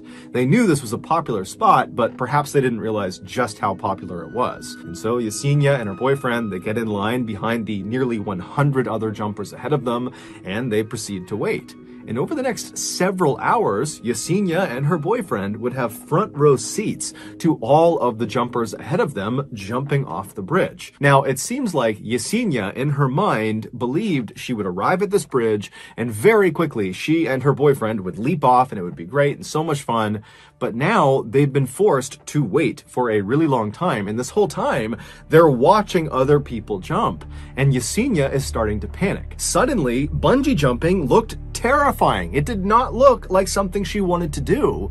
And so she was beginning to second guess her decision. And so her boyfriend, he's trying to calm her down and he's telling her, oh, it's totally safe. Look at all these people who have jumped. They're all fine. They're all smiling. They're so happy. You're going to be so proud of yourself. But despite his best efforts to calm his girlfriend down, Yesenia just could not calm down. But she did tell her boyfriend that she's not about to back down. She's going to go through with this. And so several hours went by of this totally high stress, anxious waiting period. And then finally, Yesenia and her boyfriend reached the front of the line, at which point the staff members who've been doing this all day long, they signal the two to step forward and get their harnesses on.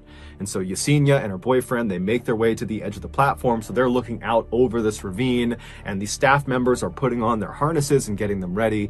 And the whole time, Yesenia, she's starting to get tunnel vision. Her heart is racing. She's totally panicked. She doesn't think this is fun at all. She just wants to get this over with. And then at some point, one of the staff members finally says, okay, jump. And so Yesenia jumps. Except it would turn out Yesenia had made a mistake. That staff member who had said, okay, jump, was talking to her boyfriend, not Yesenia. However, Yesenia, in her totally panicked state, had just not understood and had leapt, believing they were telling her to jump. However, the staff members had only put her harness on. They had not attached the actual elastic rope to her ankles. And so when Yesenia jumped, there was nothing stopping her from smashing into the ground. And so as soon as she leapt off the bridge, her boyfriend ripped off all of his gear and he ran down the bridge. He leapt over the railing and he ran down the hillside all the way to the bottom of this ravine. But when he finally got to his girlfriend, it was already too late. She was already gone. It would later be determined Yesenia did not die from impacting the ground.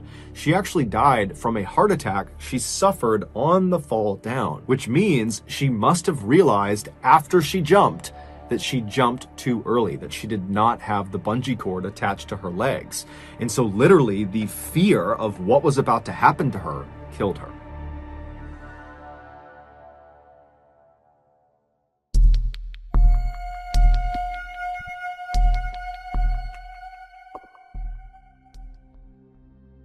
In 1998, Fresha Bakery, which was a bread company in Leicester, England, was all about profits. And their employees knew this because all the time corners were being cut for the sake of money, even if it was totally dangerous. In May of that year, one of the company's industrial ovens needed a minor repair. One of the cogs inside the oven had come loose and fallen off, and someone just needed to pick it up and put it back on. To picture this oven in your head, think of the scanner you put your luggage through at the airport, the X-ray machine.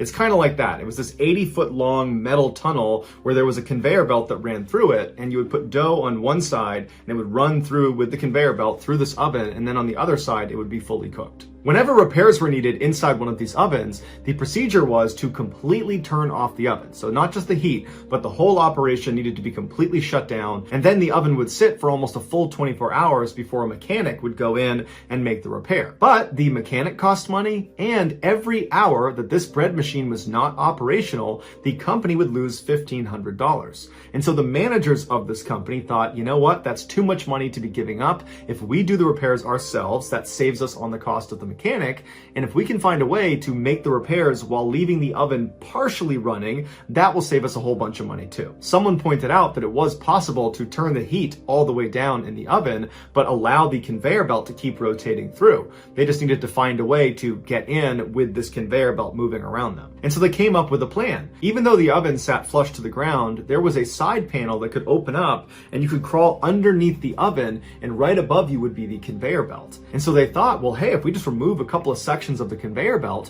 when that gap in the belt cycles around and is right over someone who is standing underneath it, they can stand up into that gap and kind of be hunched over and walk along inside of the oven, staying in that gap until they come across the cog that's going to be right on the ground. They can pick it up, put it right back on, and keep walking on, staying in the gap until they reached the other side, at which point they could crawl out the exit. The managers were confident, and so they began walking around the factory asking for volunteers, and they were offering extra pay. Two men, 44-year-old Ian Erickson and 47-year-old David Mays, volunteered for the job, and their managers told them they would do it the next day because they needed time to turn the heat off on the oven and let it cool down first. That night, David was out with his friends, and he was talking about how he was kind of nervous about getting inside of a semi-operational industrial oven, but he told them the money was good. The following day at 9 a.m., the oven's heat was turned all the way down, and the plan was it would sit like that all day and cool off all day, and then in the evening, Ian and David would get inside and do the job. But Ian and David had a really important soccer game they wanted to watch that night, and so they asked their manager, would it be possible to go in a little bit earlier? And so the manager walked down to the oven and put his hand inside one of the entrances, and there were fans blowing into it, and it had been off for a couple of hours, and he thought, you know what, this is probably fine, you guys can go now. A few sections of the conveyor belt were removed, Ian was given a radio, and the two men opened the side to the oven, and they crawled in on the far left side of the oven, and they waited for the gap to come around. When it did, they popped up, and they began their journey into the center of the oven. About 5 minutes later, Ian came over the radio and said, hey, it's really hot in here. And the manager came back and said, don't worry, it's supposed to be a little warm in there, but it's nothing that can hurt you. And then a couple of seconds later, Ian comes back over the radio and says, no, it's really hot in here. It is unbearably hot in here. And so one of the managers ran over and checked the temperature gauge, which unbelievably no one had done to that point. And the temperature at the center of the oven was reading over 200 degrees Fahrenheit. It was hot enough to boil water in the center of this oven. And unfortunately, there was nowhere for Ian or David to go. The belt could not go in reverse, and the fastest it could move is 17 minutes start to finish, so agonizingly slow. And they could not crawl up or below the conveyor belt in either direction. There wasn't enough clearance, and they'd get sucked up into the machinery.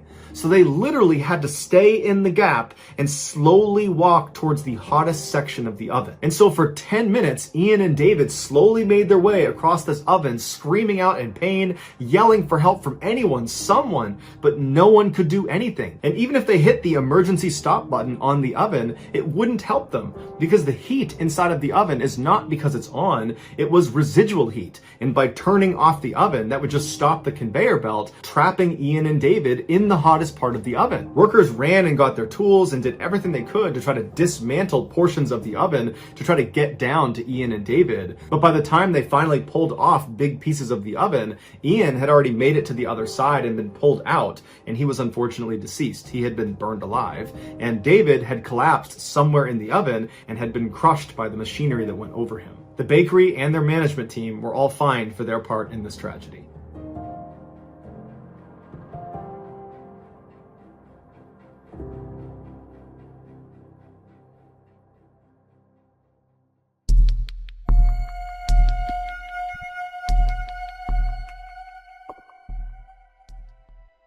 When the earth collapses in on itself, creating a hole in the ground that sucks away anything in its wake, that's called a sinkhole. These holes form when water dissolves the rock layer underneath the soil. They range dramatically in size, from a barely noticeable depression in the ground to massive chasms that are hundreds of meters wide and deep. If you're one of the unfortunate few that falls into a large sinkhole, you probably won't get out again, because the ground inside of a sinkhole after the initial implosion just continues to sink. So if you were standing on the ground inside of a sinkhole, you would continuously be pulled into the ground as it continued to crumble and churn like quicksand below your feet.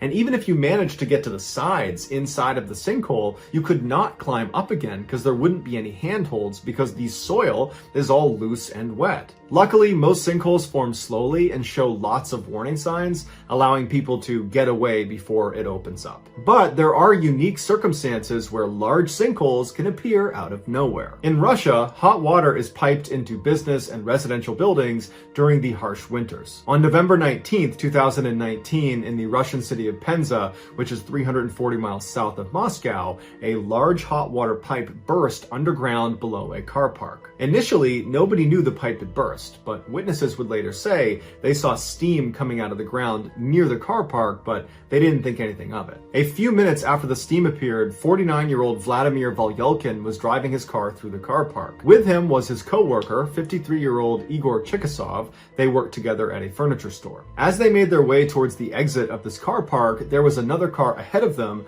that rolled over that section of pavement that was steaming, and they watched as it rolled over and drove off, and nothing happened. And so Vladimir and Igor, they drove over that section of pavement and the ground collapsed under them. The burst hot water pipe had injected thousands of gallons of water into the soil right under the pavement, and so it caused a sinkhole.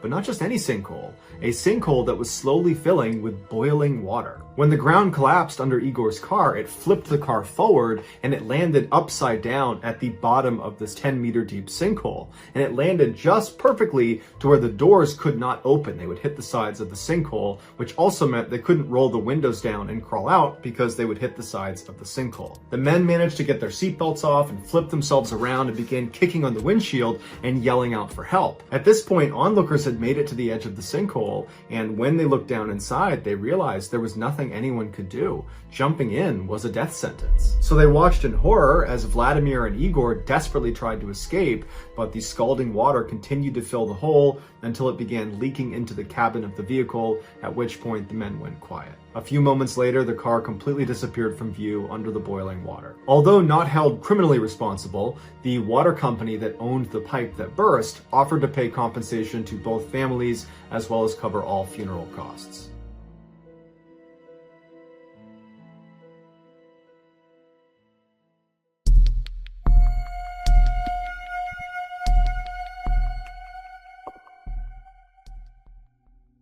Yellowstone National Park in Wyoming is one of the most remarkable and beautiful places on Earth. Not only is it renowned for its biodiversity, which includes some incredibly resilient microbial organisms, it's also home to one of the world's so-called supervolcanoes. This supervolcano sits atop one of the world's largest magma bodies fueled by an upwelling plume of superheated material. This dynamic and violent subterranean plumbing means the water bodies at the surface, the famous Yellowstone hot springs, are highly acidic and incredibly hot. If you were to ignore the countless warnings around these hot springs telling you to stay away, do not go in the hot springs, if you were to ignore those and go in one, or more accurately, fall in one, this is what would happen to you. First, your body would register that your skin was bathing in waters exceeding 200 degrees Fahrenheit. This would hurt like nothing you can possibly imagine. But it would only hurt as long as your nervous system was able to register pain, which would only be for about 1 minute or less. At this temperature, your skin would begin to quickly break down and disintegrate, and your blood vessels in your underlying dermis would rupture, causing rapid blood loss. Some underlying skin layers would not break down, but they would lose all of their water and become tough and blackened. And your underlying subcutaneous fat would bubble off as well. All in all, this is known as a full thickness burn, and it would occur in about 1 minute in these waters. Your nervous system would enter a state of shock and become irreversibly damaged, which would lead to most, if not all, of your organs to fail if the heat stress has not already done that to you. You would be dead within 2 to 3 minutes, and then at that point, the acidity of the water would take over. Within a few hours, your body, including your skeleton, would be completely dissolved into absolute nothingness. And for anyone who falls in but manages to climb out again before being dissolved, they are not out of the woods. Many of those people, unfortunately, will die hours, days, months later due to complications from the burns. On June 7, 2016, Colin Scott and his sister Sable went to Yellowstone to see the famous hot springs. The siblings were exploring the Norris Geyser Basin, which is the park's oldest and hottest thermal area, when they decided to leave the safety of the boardwalk and walk past all the signs telling them, do not leave the boardwalk, this is dangerous, turn around. They decided to walk past all of those and venture out off the course. They walked approximately 200 meters away from the path to the edge of a hot spring that was not really part of the main tour, and they were just standing there when Colin apparently tripped and fell into the hot spring. And his sister was just not able to do anything. She knew she couldn't go in after him, and he very quickly sunk below the surface and didn't come up again. She ran back to try to get help, but by the time they got back to the edge of the hot spring, he was gone. And in fact, the only thing they would find of Colin Scott was his flip-flops. Since 1890, Colin Scott, along with 21 other people, have died by falling into these hot springs.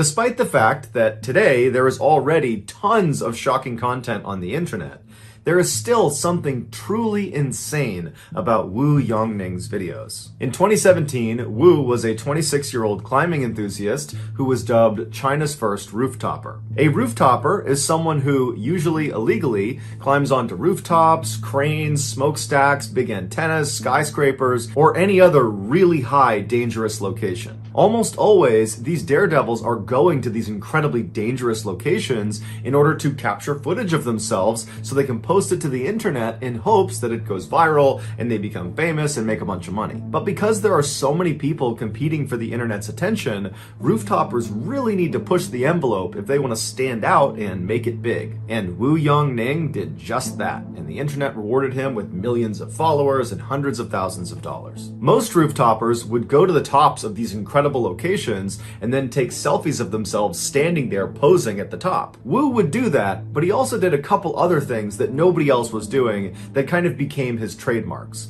The first one was he would dangle over the edge of the building or the crane or the antenna that he was holding onto, and he would do pull-ups, but he would keep doing them until he reached muscle failure and then would barely be able to pull himself back up to safety. Another trademark move is he would go to the top of these huge buildings and he would get right on the edge and he would do a handstand and then he would pull one arm back. So he's doing a one-armed handstand and then he would tilt his body as far as he could over the edge until he couldn't do it any farther and he'd let himself come back over to safety. And then perhaps the most difficult to watch trademark was when Wu would basically run up to the edge of buildings and stop just short. And he wouldn't just run to the edge, he would use a self-balancing scooter and go as fast as he could right to the edge of the building and stop just short. And over again, he'd go right to the edge and stop, where he's literally an inch away from tumbling off the edge. Or he'd line himself up where he knew exactly how far he was from the edge, and he would do these really aggressive somersaults forward, and he would stop with his legs dangling off the edge of the building. And of course, all of these trademark moves were done without any safety equipment, and most times Wu did these stunts without anybody there to potentially pull him back up if he gets stuck. About 3/4 of the way through 2017, Wu had posted over 500 videos and live streaming clips to various social media sites, and he was starting to make some real money off of it. On one video sharing site alone, he had made over $80,000 just from donations that had come in. And so it was clear this was becoming a career. But as the money and the fame were coming into Wu, he started to realize that in order for him to stay on top and keep earning at this level, he would need to continuously outperform his last big stunt. And already he was brushing up against death on virtually every video he took. In early November of that year, Wu heard about a competition that was offering $15,000 to its winner. The details of this competition are hazy at best, but from the sounds of it, it was a viral video competition. Make the most viral video and you win the prize. This competition served as motivation for Wu to finally attempt his craziest stunt yet. He figured if he had the footage of this particular stunt, he was sure to win this competition, and with the prize money, he could pay for his wedding and cover his mother's medical expenses. And so on November 8th, Wu traveled to the Huaiyan International Center in central China. This massive 62-story skyscraper would be the tallest building Wu had ever performed a stunt on. The public was only able to get up to the 44th floor, and so Wu had to take the elevator up to somewhere between the 40th and 44th floor, at which point he climbed out of a window and free climbed his way all the way up to the top, so 20 additional floors just climbing the side of a skyscraper. Once he got to the rooftop, he set up his tripod and his camera, and he turned on his live stream. And then he walked around and he began preparing himself for the stunt. Live stream viewers that tuned in would see Wu sitting on the edge of the skyscraper, and he's meticulously wiping down the edge of this building. It's the area he'll be grabbing onto to perform his stunt, which was going to be his trademark pull-ups. And so after several minutes of Wu cleaning this ledge, he begins to lower himself where his arms are still tucked up over the ledge. So he's not hanging, he's got his arms kind of anchored on the top. He's like testing the edge of this lip. And he kind of feels around and he can tell that it's not a good grip. It's not good enough for him to go down to a full extension. And so he pulls himself back up and he goes back to wiping down the edge. And from the looks of it, it seems like Wu is actually pretty nervous about this stunt. And normally when you watch Wu's videos, he doesn't seem nervous at all, even leading up to his stunt. But this one just seemed different. And so after again wiping down this ledge as much as he possibly could, he gets himself ready, lowers himself onto his arms, He lets his legs drop over the edge of the building, and then he goes to full extension. And from there, he does 2 complete pull-ups, and then after the second pull-up, he begins to try to pull himself back up to safety. But he's fatigued and he can't quite get himself up over the edge. He starts to use his feet to try to use the glass to push himself back up, but he can't get a grip. And for the next 15 seconds, Wu is desperately trying to get himself up and over this ledge. He's trying to muscle himself up, but it's obvious he's completely fatigued. I mean, he did free climb almost 20 stories to get up there, and so it makes sense his arms would be tired. But there's nobody up there to help pull him up. And so after a while, he goes back to full extension because he can't do anything, and he looks down as if he's sizing up if he can survive this fall, which he obviously can't. And then the camera picks up a sort of whimpering sound that appears to come from Wu, and then he loses his grip and he falls to his death.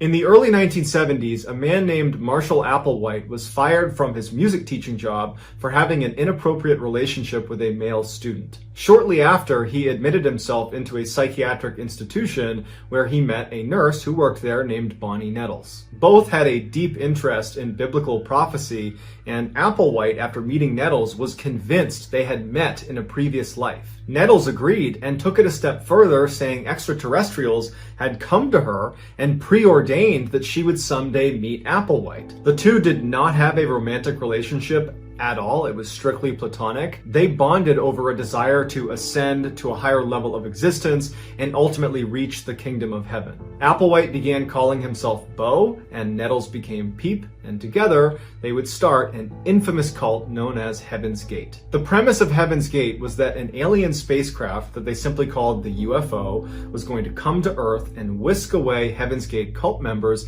elevating them to a new world and a better life that they referred to as Tela, or the evolutionary level above human. There was a catch though. Anybody on Earth who did not get on the UFO whenever it got here would be recycled, i.e. destroyed, along with everybody else on Earth, and then at some point a new human population would grow and another UFO would come, and whoever got on that would be saved over and over and over again. That was just how it worked. And Bo and Peep were telling everyone they talked to about Heaven's Gate that we're already in end times. Apparently there were signs that this UFO is going to be here any day.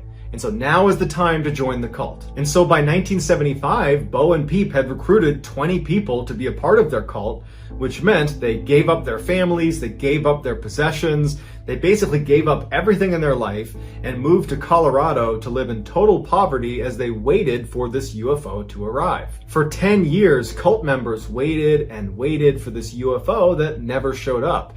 And Bo and Peep are aggressively reminding people that this is the path, you just gotta stay the path.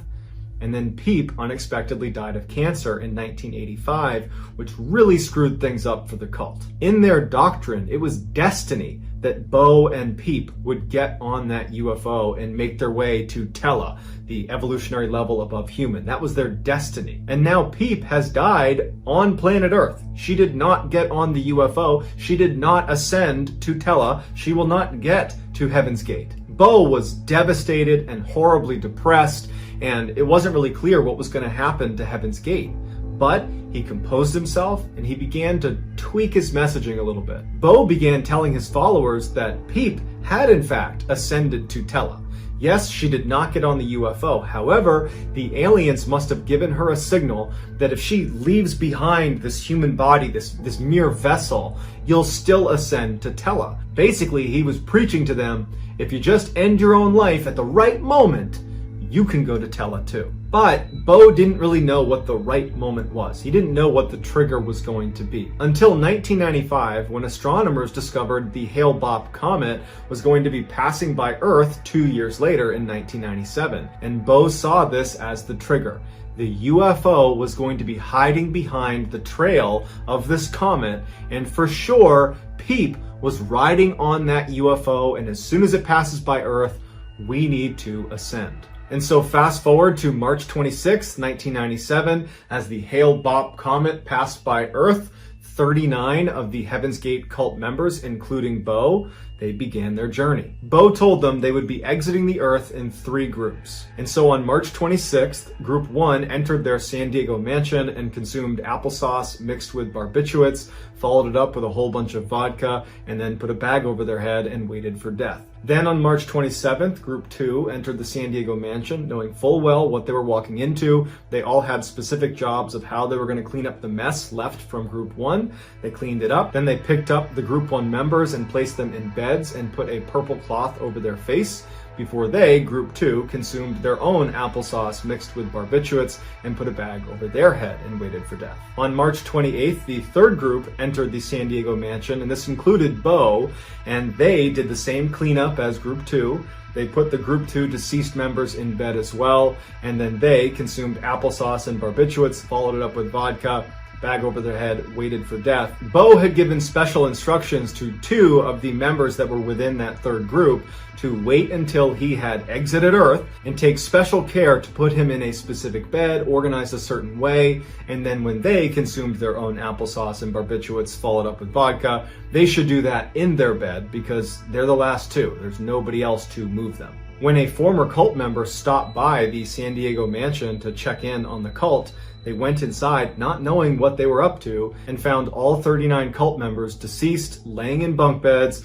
with identical black and white Nike running shoes on their feet with purple shrouds over their bodies, and they were all wearing matching armbands that read Heaven's Gate Away Team. Just hours before they exited the earth, each of the groups would perform exit interviews where they would record themselves talking about why they were doing this, why it was important, and what they expected on the other side. They are remarkably cheerful and happy considering what they all know they are about to do. Here are some highlights from those exit interviews. Okay, we have Thursody with us, and I believe that you chose the name Thursody because you wanted to be reminded of your thirst for next level knowledge. Is that correct? That's right. I know my vehicle's, or this vehicle that I'm wearing, is, pretty nervous, pretty scared. Some may say, well, boy, it's quite a irreversible step. This isn't a troubling circumstance. Don't take it as that. It's just a gateway, just a doorway. Okay, thank you. Now you're going to find this old crummy vehicle in a bunk someplace that I'll probably be watching when you check it out and observe your responses and your reaction when you look at these vehicles. And they're all nothing but containers that we've used and borrowed for the short amount of time. People in the world who thought that I had completely lost my marbles. They're not right.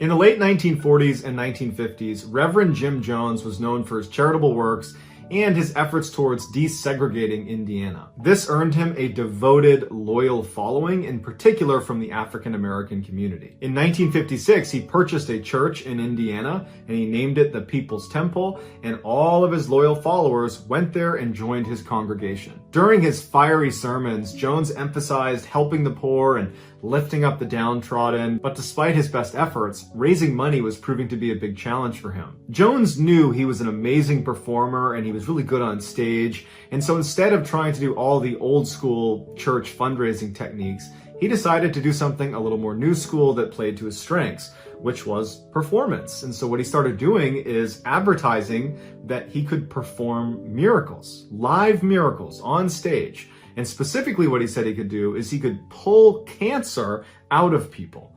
And he had this magic trick where he would go up to somebody that had cancer and he would appear to be pulling on them, and then he would pull out what looked like meat from this person. And it was meat. It was chicken meat. And he made it seem like he had removed the cancer, and people loved it, and his congregation swelled immediately and money was pouring in. And it was around this time that Jones began to realize the power of his own influence.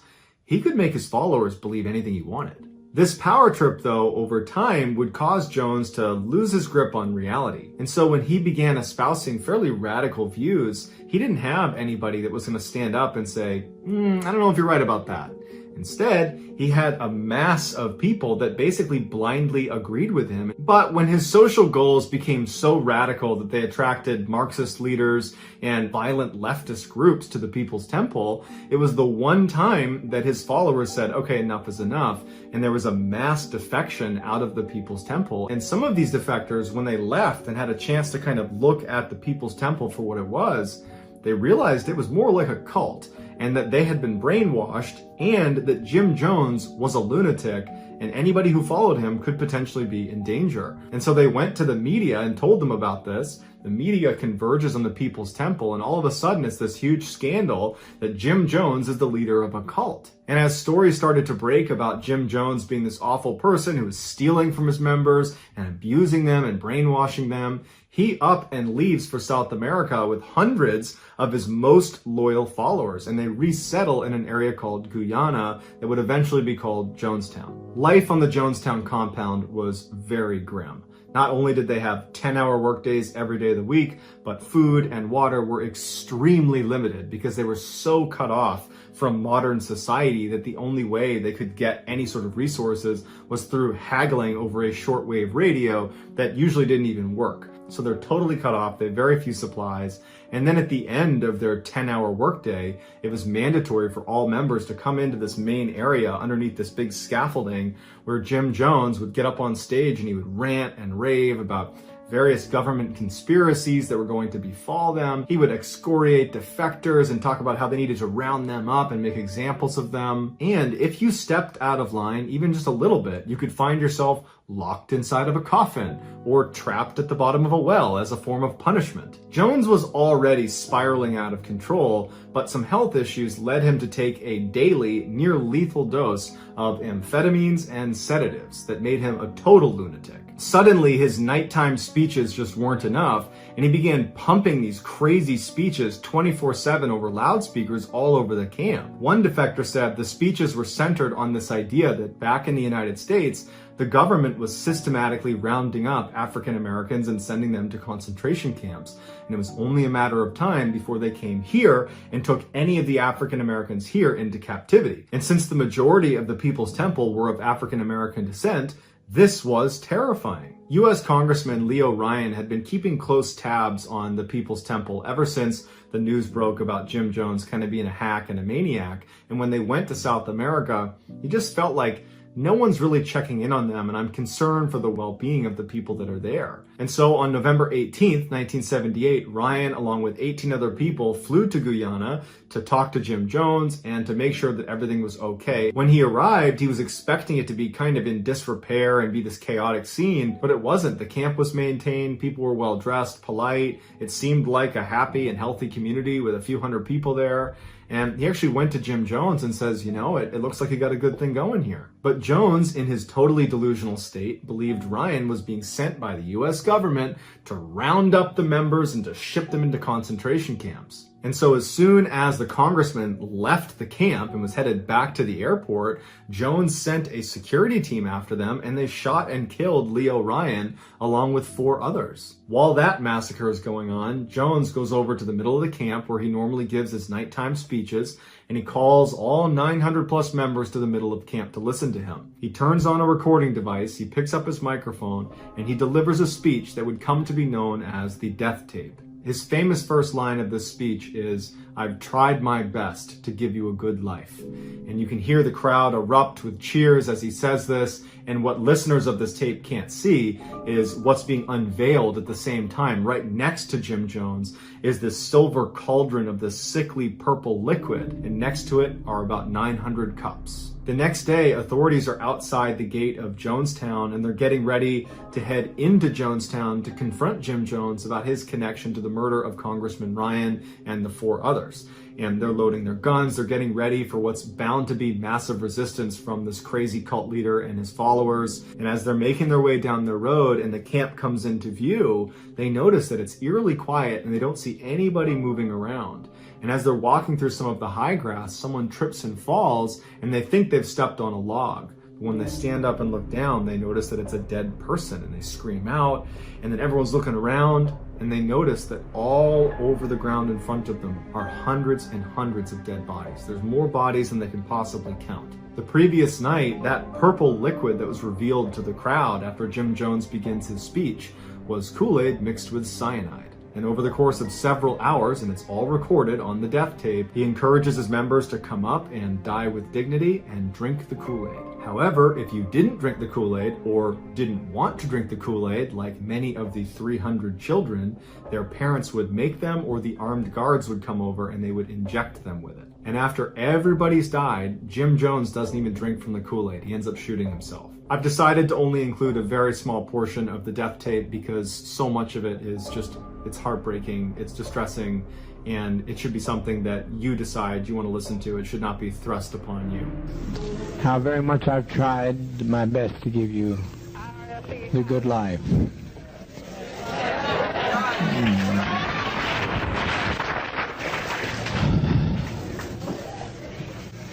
It was said by the greatest of prophets from time immemorial, no man takes my life from me, I lay my life down. If we can't live in peace, then let's die in peace.